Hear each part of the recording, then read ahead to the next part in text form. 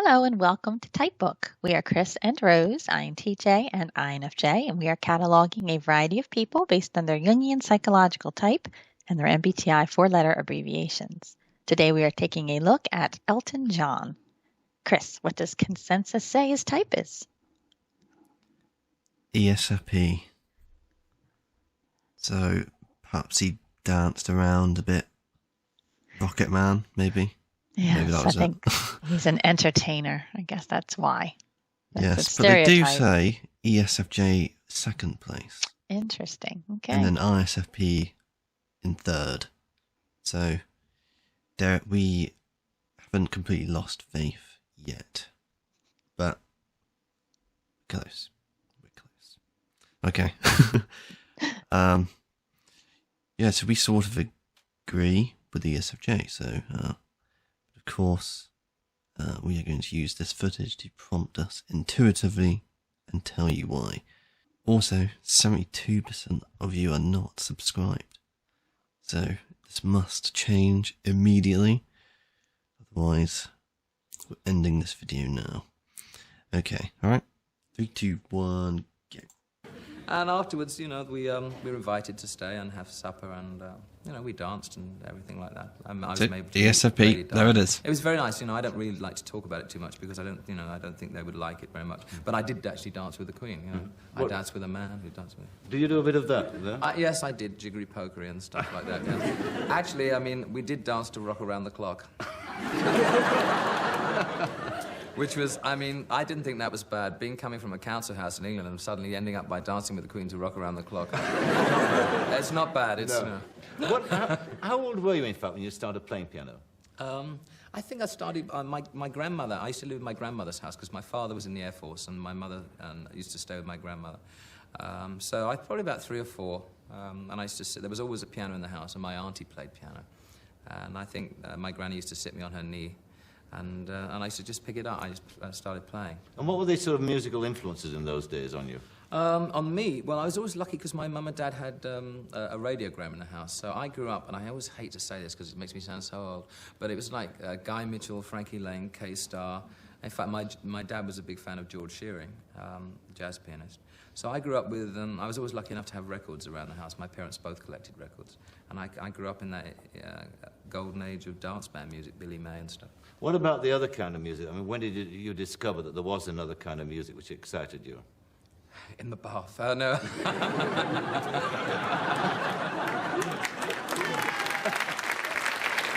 Okay, let's stop. Well, He's quite a chirpy kind of dude, isn't he? Yes. I would definitely say an extrovert from what I've seen so far. When I look at him, I get almost a little bit of a nervous energy from him. I was going to say, do you think he's nervous? Yes. Or just excited? He's a bit different from the other videos we've seen, yeah. Yeah. I think it could be both, but, he's kind of sitting in that chair. His leg is crossed very casually, sort of, saying that he's more laid back and relaxed. But then if you notice, his arms are like perched like this. It's almost like he's ready to run at any moment. He just given me this, he wants to look like he's relaxed, but at the same time, I just sense this nervous energy from him that he just wants to bolt. Yeah. Well, this is quite like a highbrow kind of Yes, interview. it is. Yes. I think this Parkinson guy, it's a bit like Piers Morgan's life stories, I think. He sort of goes in, it's very personal, I think. Yes. And so that can be very scary, I think, for an FE feeler type. Yeah, he's on the spot a little bit. Yeah. Therefore, he's a bit high-strung. Yes, and that we talked about this before, but someone would say, well, if you're not comfortable with being in the spotlight, why would you be an entertainer? Or why would you be a celebrity of some sort? Well, it's because that's what they love to do. But I think it gets awkward for them when they're having to sit down in these interviews and talk about how they feel about things, or how did you write that song? Yes, exactly. Right. This is the stuff that's very difficult and not very comfortable. When he's up on stage, he's doing this thing, right? That's what he wants to do. Yeah, it's all done, isn't it? Like, people don't see behind the scenes, him writing Right. the song, or Right. all right, 3, 2, 1, go. My mother used to come home every Friday night. She used to buy a record every week. And I remember her coming home one Friday and saying, I've just bought these 2 records. I've heard this new sort of music. And it was Heartbreak Hotel, Elvis Presley, and ABC Boogie by Bill Haley. And she put them on the radiogram. And I'd never heard anything like it as well. That was the first time I'd ever heard rock and roll. And I was immediately hooked. Was it at that moment that you decided you wanted to be a rock and roller? Not really. I just wanted to play. I started to listen to Little Richard records and all the piano players who played rock and roll. All I wanted, I knew in my life, I had a goal in my life. I didn't want to become what I am. I mean, that all happened by accident. I just wanted to play piano or sell records in a record shop or be surrounded by music. And I found that was a great advantage when I was young. Okay, to stop. know what I wanted to do. That all happened Like, by I always accident. find, like, these ESFJs, they just, like, they have a very, like, simple approach Yes, to life. They're just like, well, I just wanted to be a painter, and then it sort of happened. Yeah. Yeah, it's not like they aren't planning, but in this kind of in a way they aren't. They're planning because they know what they want to do. Like you said, it's simple, it's cut and dry. But then they're taken aback or they're surprised by how it ends up turning out. And he said, it all happened by accident. This all happened by accident, he said. This whole like popularity and just how he exploded onto the scene, I guess. And in his mind, he just wanted to make music. So there is like a very simplistic view of things. I just want to do what it makes works. as it's well. right. I want to do what makes me happy and makes others happy. Like, we find so many ESFJs as Yeah. like, rare job roles, famous to people, like singing, Hmm. music, Comedy. yeah, art, lots of stuff. Writing. Yeah, Hmm. they make it, and I guess it just seems like a natural thing. Like, oh well, I like music, so I'm going to be a musician. Yeah, whatever. And they all say the same thing, right? They always knew it. I always knew what I wanted to be. They just seem to come to it pretty Yeah, easily I and I early. do envy them I know. because it's like they just Stephen hatched, King, and then right? they were there. Stephen- I'm going to be a Stephen- writer. Yeah, Stephen King said that. I knew I wanted to be a writer. Elton John, I knew I wanted to be a singer. They just all seem to have it figured out pretty early on. It's just Yeah, very Michael simple Jackson. for them. Hmm. Okay, 3, 2, 1, go. Did your parents go along with this ambition of yours? Well, my parents divorced. My dad was always a bit anti what I do. And Why? Basically, because he was a snob, really. I don't know. I can't understand it. He came from a working class background and played trumpet in a dance band. Bob Miller and the Millermen, in fact. Oh, yes, good band. Yes. But when my parents divorced when I was about 13, and my mother married my stepfather. And my father didn't really give me that much encouragement. In fact, he'd rather I worked in a bank or something like that. And my mother and my stepfather always gave me all the encouragement I needed. He's presumably changed his mind now. Not really, he's still a miserable sod. I take it there's no great love lost then between you Not and really, your no. father, I mean, I don't like to talk about him that much because he has his own life to lead. What really did irk me is the fact that I always wanted a brother and sister when I grew up. And I was an only child, and he didn't particularly like children very much. And when he got married, he had 4 kids in 4 years, 4 boys. And now, of course, I've made it. They've all got to be better than me, so they're sort of like, sat down, you will play the piano better than me. But no, I've tried to patch things up with him, and it didn't quite work out. So that's, I let bygones be bygones. All right, let's But stop. leaving that Yeah, very interesting. People hear this kind of talk and they think that's FI. No. And this is one of the biggest mistakes I think people make because dominant FE people tell it like it is. And I've seen it time and time again from ENFJ and ESFJ. They really don't have a problem just saying how it is because it's the truth, right? And why not just say it? Yeah, I mean, he wasn't like. Do you know what I mean? He says, "Oh, I don't like to talk about that." Him. That's water under the bridge or whatever.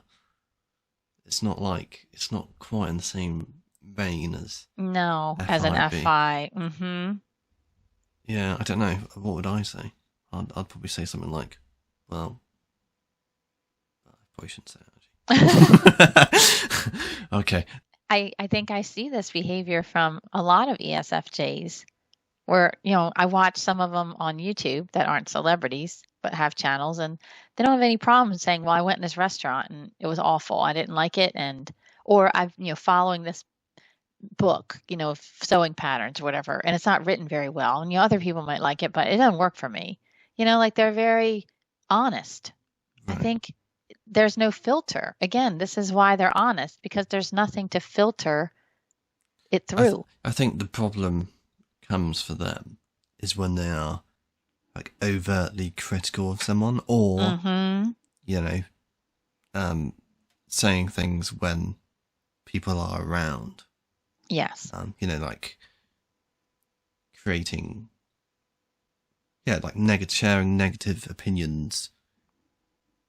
People in their life, I suppose. I think they're okay criticizing a restaurant because it's a restaurant and it's not. Right. They're not saying, oh, that waitress was so rubbish. She was awful. Fire her. They wouldn't say that. They would probably have trouble criticizing in person, I think. Yeah, I think that's what I was trying to say. Yeah. It's when it's like kind of removed a bit and you're talking about a restaurant you went to, rather than being there and actually going to the manager and saying this is awful. And, maybe they would have no problems doing that. I don't know. But what they do though, is they will go to someone else and say, oh, did you know? And some of them, anyway. But this is a common thing that I've noticed some of them do. They'll go to one person and say something about someone else, and then just sort of like gossip in order to gain sort of like popularity with people, and they can be like that. Yeah. And then they deny it, because then they're like, no, that wasn't me. I haven't said anything. I've never say anything like that. Yeah. And then they're very funny about it because they don't want to. No. Yeah, because then it's all the FE, isn't it? And they feel terrible. Mm-hmm. Yeah, they don't want to carry that burden, do they? Okay, 3, 2, 1, go. What you think about him apart? Did it have an effect on you, your parents divorcing? I mean, did it isolate you? Did you feel very lonely? No, I wanted it to happen. The quicker the better, because things were so, it was so chaotic and so awful for my mother. And beside the fact that my mother was having an affair with the man that's now my stepfather, who treated me great. He let me have a drop handlebar bicycle, for example. There was no chance I was ever going to have a drop handlebar bicycle with my father. Forget it. I was wearing sandals and white socks. So no, I just wanted them to get over, for it to happen as quickly as possible, so that my mother could marry my stepfather, and I could have someone who actually took an interest in me. Okay, when did you start moving? I think it's a very simplistic way of looking at things. And again, this is the ESFJ in a nutshell, because obviously the dad wasn't good for the family, for his mother, for him. So in his mind, he shouldn't be there anymore. It's that clear cut. You're not good together. Yeah. Probably should split. Yeah. They just have a very basic, true, honest, simple understanding of things. It just, in their world, it makes sense. If this doesn't work, well, then fix it and it's over. There's nothing like to stew over. There's nothing to reflect on. This doesn't work. Why are we still here? Why are you still here? Move on, Yeah, they don't often get affected very negatively in this way. Like, he says about his dad, and he speaks about it sort of like, well, yeah, that's my dad, and he's a bit of a miserable git, whatever. But that's him. I tried to smooth it over, but right. And again, whatever. I think this is proof of the ESFJ function stack, because they don't dwell on these sorts of things. They don't have to. Whereas someone like me would be dwelling on this. Like, why is it this way? Why is my father this way? What can I do? How can I help the situation? It would just be like, I would drive myself nuts, trying to figure it all out, where they don't have to do that. It's just very easy for them in that way. ESFJs have an understanding of fairness, and equality and how people should be treated. And when someone else is being treated poorly or they're being treated poorly, it's very easy to see that. Yeah. It's that simple. No need for in-depth analysis or overthinking because it's that simple, it's that obvious. Treat people fairly, period. Yeah, that's their philosophy, isn't it? Yep. Thank you for sticking with us this far into the video. If you like what we're doing here, please give us a like, subscribe to our channel, and share this video, as this way of supporting us helps us grow our project at no cost to you. Also, don't forget to check out our playlists, where we have all our recorded videos organized by type. We have an extensive catalog, so have fun using the search bar to look for your favorite public figures. Before we get back to the video, please take a minute to leave us a comment. What do you think about this type? Does this person remind you of someone? Do you have experience with this type?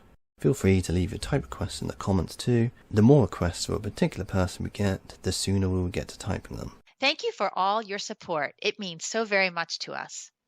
Okay, 3, 2, 1, go. Toward the rock and roll star image. I mean, when did that sort of happen for you? Well, I don't think I have a rock and roll star image. That's the most confusing thing about me. I mean, do you mean when I went solo and stuff like that? No, what I meant was, when did you, first of all, let's take your trademarks, for instance. I mean, let's say the glasses. I mean, have you always worn glasses? Yes, I wore glasses to start with because I couldn't quite... I had a very minor... I don't know, I just couldn't see the blackboard very well, but it wasn't a major thing. And because of people like Bloody Shadows and Buddy Holly, who were very popular at that time, I wore black-rimmed glasses, and I thought it was fashionable, and I wore them all the time. Henceforth, my eyesight got worse, and now I have to wear them all the time, or contact lenses. And what about the clothes? When did you start dressing differently from other people? You know, when did people start looking at you, giving you curious looks in the street and things? When I used to steal and dress up in my mother's clothes. That's the confession I wanted.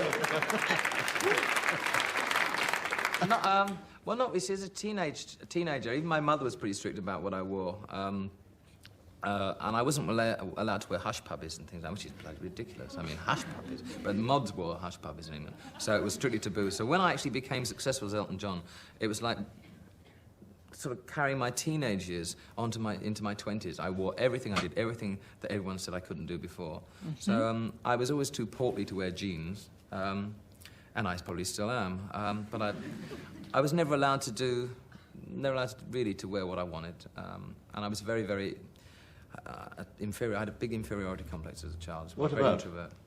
What about? About the fact that I had 3 lips. There you go. They're always like this. Yes. Yeah, they always do this. I knew it, that he would think of himself as an introvert, because that's how they are.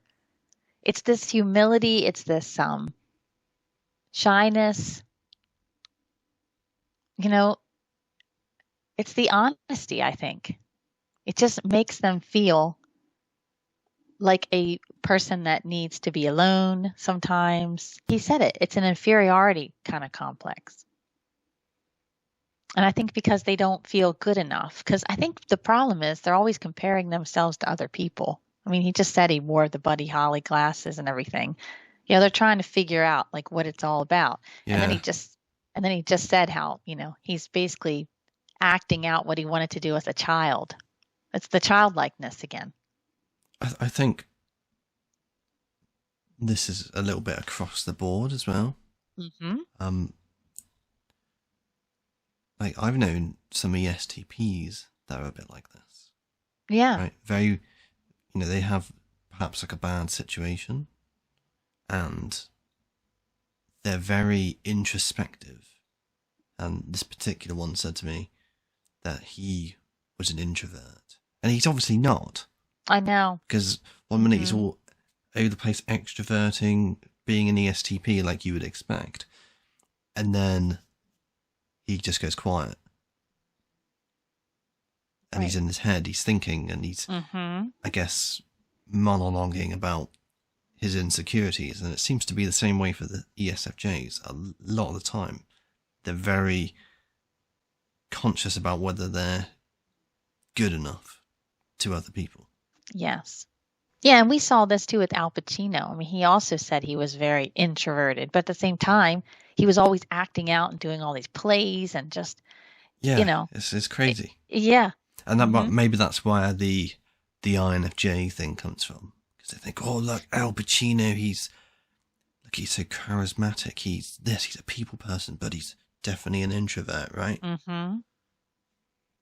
I mean, I think this is one of the big things we've had to learn, and I think what other people have to learn as well is that almost, I would say, a majority of these ESFJs that we've looked at, especially the males, but even females, they do consider themselves introverts. They feel like they are introverts. And I think a lot of people would look at him, even myself, like I said at the beginning, he gives me a nervous energy, almost that I feel like he's introverted, like he doesn't want to be there. But it's not, it's more coming from a inferiority or a nervousness of having to talk about personal subjects. A lot of this is just being personal, right? Like they love being personal with other people, but when you get personal with them, that's a whole other Yes, thing. imposter syndrome sort of thing. Yeah, right, Yeah, exactly. that I think they do. They're Hmm. always so humble. Same with the ISFJs. Always so humble. Yes. I mean, Yes. clearly they have some major imposter syndrome issues. Hmm. They don't think they deserve to be there. They're no one special. And it's kind of bewildering that they're being treated as something special. Yes. Another thing to consider as well is the FE Dom, the ESFJ, is so preoccupied with people and pleasing people and providing a service to people that, you have to look at it from the angle of they're doing this and exhausting themselves doing it because they're so ready to please and be of service to people.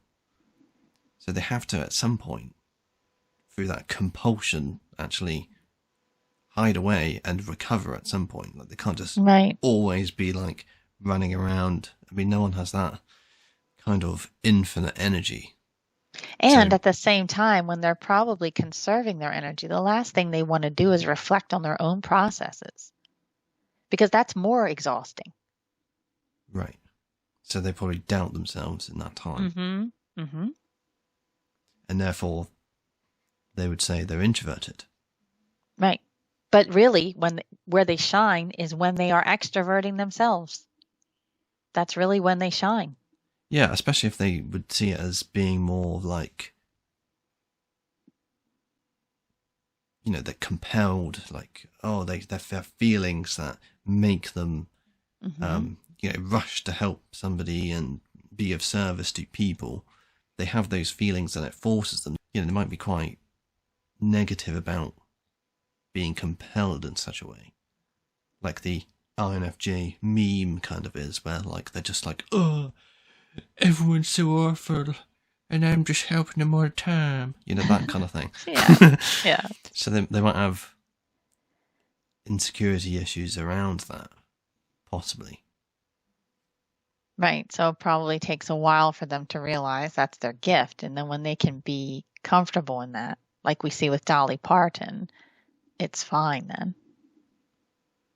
Then it goes well for them. Then they can let go of the insecurity, the inferiority, because then they know why they're here. Yeah, they know what's good. Mm-hmm. But I suppose if you don't... What works for them. And what they're good at. But if they didn't see it as something that's good, if they saw themselves as kind of like someone that can't say no, then that's not going to make them feel very great. To support our project, please comment, like, and subscribe. We want to encourage a dialogue in the comments, so substantiated disagreement is welcome. Check out the playlist for this type and our recommended video below. If there's someone you want us to type, please leave a comment for us. Or you can look into our fast track system to find out how you can get your favorite people typed sooner.